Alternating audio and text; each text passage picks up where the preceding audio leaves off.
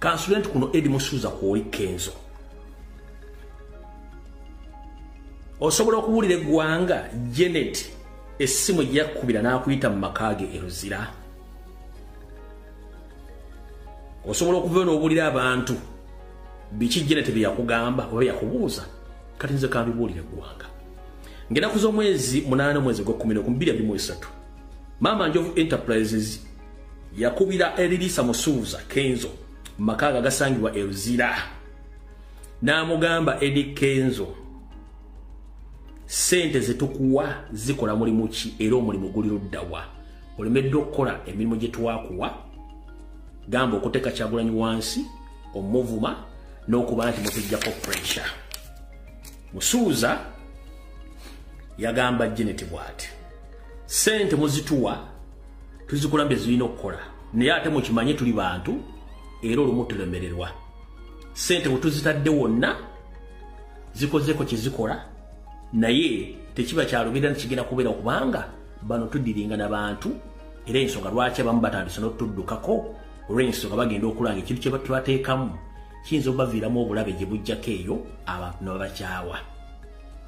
Gye ndambuuza ogambye eki namugamba kyekyo ssente tuzitukozesa nga muzituwa naye tulemererwa kubanga public eri birala nnyo kufe bye tulowooza baatutegeera dda mission yaffe.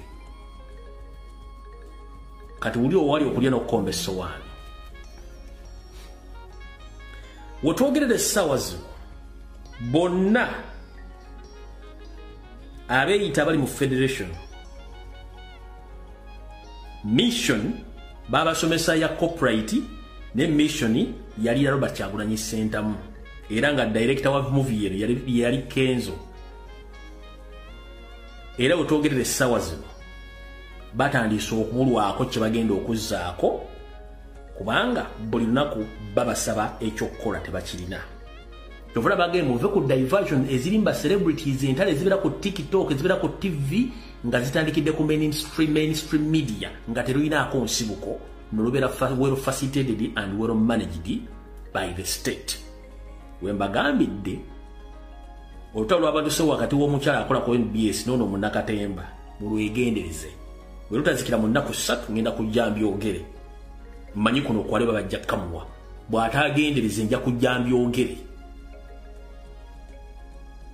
Muwadde nnaku 3 bwe lusigala nga lutaatambula kumanda oba nja kujja mbyogere nga bineewo ku bibiri. Oyo ne mulabulidde awo. Okumanya pressure eri ku bano ku Lwokubiri olunaku lwa jjo ku ssaawa 5 mwenna abayimbi abali mu federation mwalabye ku musajja gwe bayita Salimu Sale first time yazze gye mukuŋŋaanira. Ku Lwokubiri olwa wiiki jjo Salimu Sale yazze ku ssaawa 5 ez'ekiro ku federation mwenna mwamulabye n'emmotoka ezazze mwazirabye. Kiki ekyaleesejje no Salimu Sale ku federation? Kubanjaliza ati si physically yakoye okuba amasimu.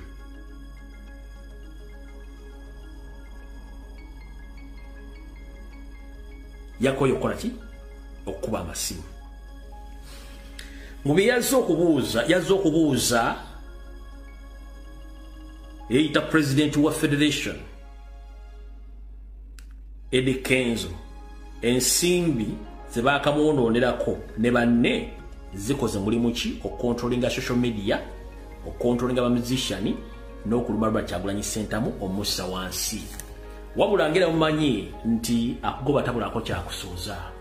Mwana tumusuuza yabadde atunulanga enkuba endiga ekubiddwa enkuba ng'enyenya mutwe nga tana kyakudda musajja. Okalyadda kaddadde envunyo ogirira mu katiko n'ekulinda mu kofini n'ekububenya nga tewaliyo yenyeenya. Mugenda kulya ekigenda ofubutuka mu federation. Kijja kutokota nga si kisaandikire. Olw'ensonga mujja kuwulira mukko omutulumbi nga bugudde wali. Obanga waliwo agenze mu kkomera obanga properties ezulugenze nkiddamu. Mu federation mujja kuwulirayo omutulumbi omunene. Obanga waliwo batadde mu kkomera obanga waliwo properties ezo batunzi omuntu omu ku bali mu federation. Omunkiddamu olw'ennaku z'omwezi 15 omwezi ogw'e11 omwaka 2023. Kidyenda tokota nga si kisaanikire mu federation.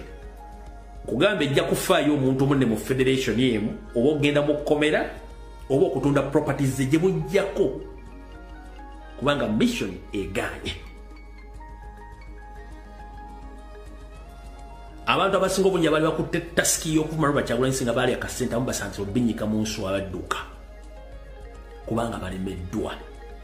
Kati mwenna abali bagamba Seme Federation teriyo mutegedde bulungi nnyo pressure badde bagitaddewo kulemesa baana betuli mukula kimu kubanja.